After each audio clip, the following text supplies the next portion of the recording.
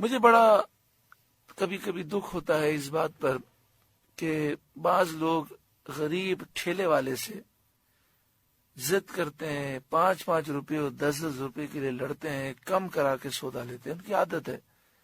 اگر وہ صحیح دام بھی بتا رہا ہے تو بھی یہ کم کرانا اپنے لیے فخر اور سعادت سمجھتے ہیں.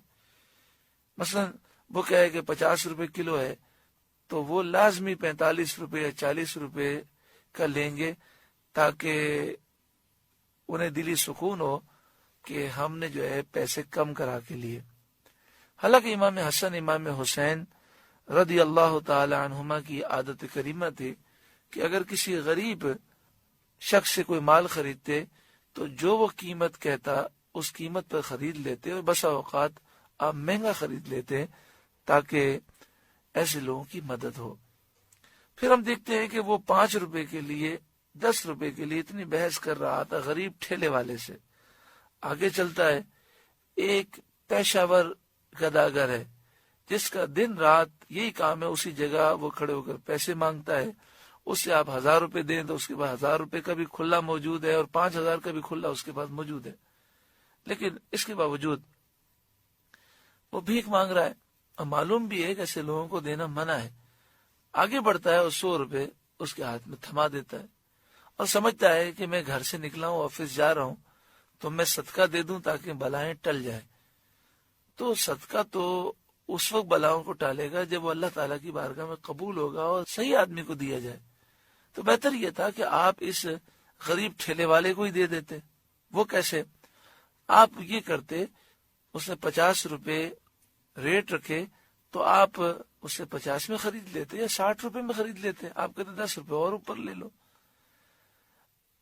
لیکن ایسے غریب لوگوں کی مدد نہیں کی جاتی اور انہیں مجبور کیا جاتا ہے کہ وہ یہ کاروبار چھوڑیں اور بھیک مانگنے پر آ جائیں.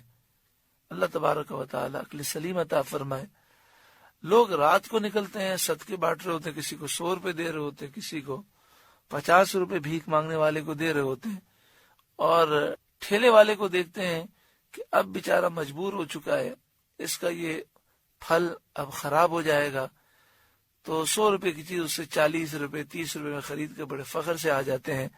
حالانکہ ایسے غریب بیچنے والے جو سفید پوش ہیں، جو کسی کے سامنے ہاتھ نہیں پھیلاتے، ان کی تو مدد کرنی چاہیے اور ان کی تو حوصلہ افزائی کرنی چاہیے.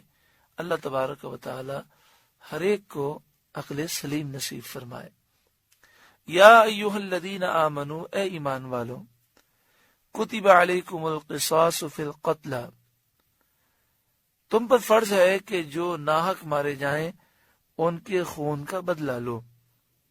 جنہیں جان بوجھ کے قتل کر دیا جائے تو جو قاتل ہے اس سے خون کا بدلہ لیا جائے اور قصاص میں اسے قتل کیا جائے.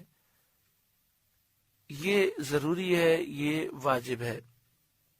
ہاں اگر مقتول کے ورثاء اس سے بدلہ لینا نہ چاہیں اور مال لینا چاہیں تو وہ دیت لے سکتے ہیں، اور ایسے ہی معاف کرنا چاہیں تو وہ معاف کر سکتے ہیں.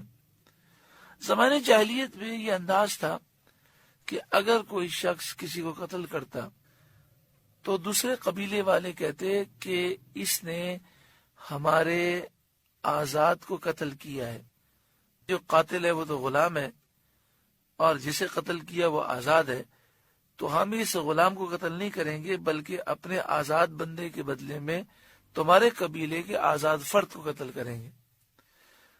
اور کبھی کہتے کہ یہ قتل کرنے والی تو عورت ہے اور ہمارے قبیلے کے مرد کو اس نے قتل کیا ہے، تو ہم تمہارے قبیلے کی عورت کو قتل نہیں کریں گے جو قاتل ہے بلکہ مردوں کو قتل کریں گے.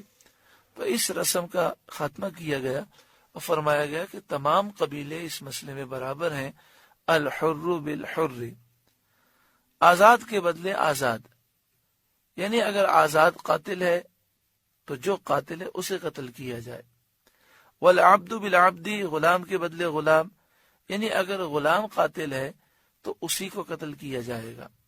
والانثى بالانثى، عورت کے بدلے عورت، یعنی اگر عورت قاتل ہے تو اسی کو قتل کیا جائے گا اس کی جگہ کسی اور کو قتل نہیں کیا جائے گا۔ فمن عفی لہ من اخیہ شیء،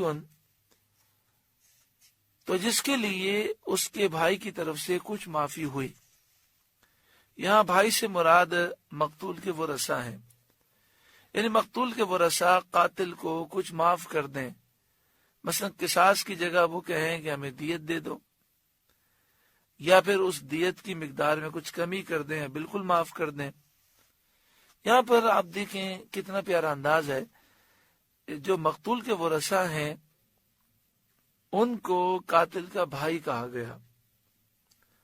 مراد یہ ہے کہ یہ مسلمان ہے، گو کے قاتل ہے، لیکن اسلامی اخوت باقی ہے کہ مسلمان بھائی بھائی ہے، تو اس کے جو حقوق ہیں وہ حقوق ملحوظ رکھنے چاہیے۔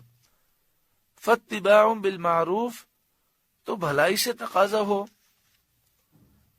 واداء الیہ باحسان، اور اچھی طرح ادا کرنا ہو۔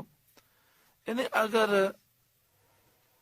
مقتول کے ورثاء قاتل کو خون معاف کر دیں اور کہیں کہ ہمیں مال دے دو، مقتول کے ورثاء کو چاہیے کہ وہ بھلائی کے ساتھ تقاضا کریں، اور جو قاتل ہے اسے چاہیے کہ وہ احسن طریقے سے یہ دیت ادا کر دے۔